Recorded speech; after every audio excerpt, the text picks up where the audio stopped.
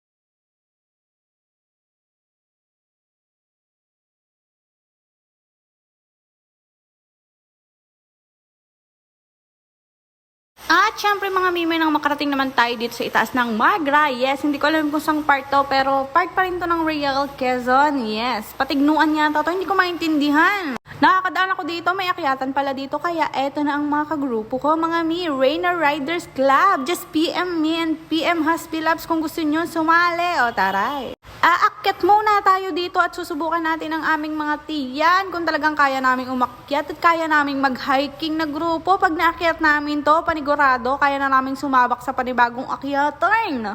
Kaya samahan nyo kami. Diyos me, sakit na sakit ng tiyan ko. Janep na hip ako makyat. Bukod sa hindi na ako nag-exercise, nakuha ko pang mag-diet. Kaya naman tingnan nyo.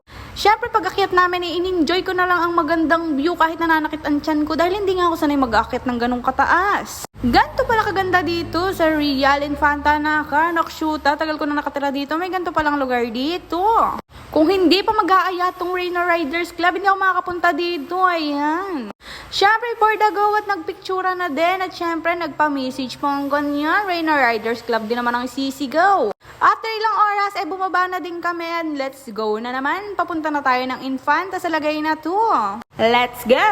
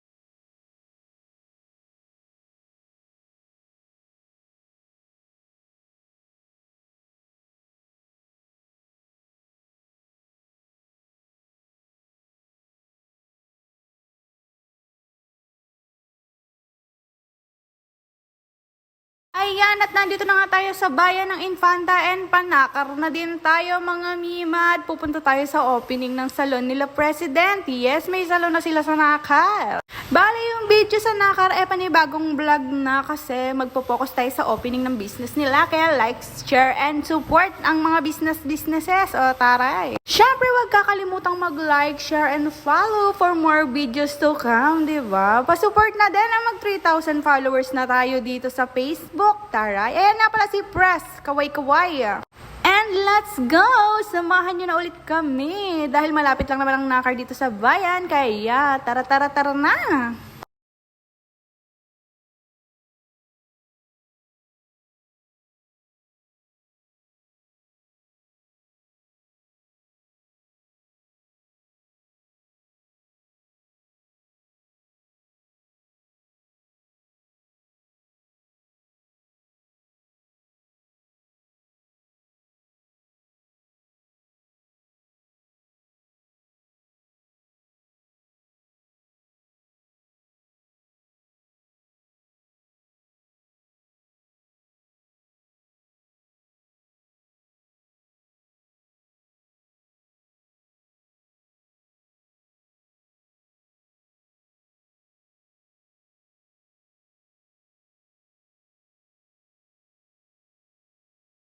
Thank you sa mga manonood at syempre abang-abang na lang po sa next video natin. Pa-like, share, and follow yan. Thank you so much. Nandito na tayo sa bayan ng Nakar. Tara, let's go! See you on my next vlog mga mil. Thank you!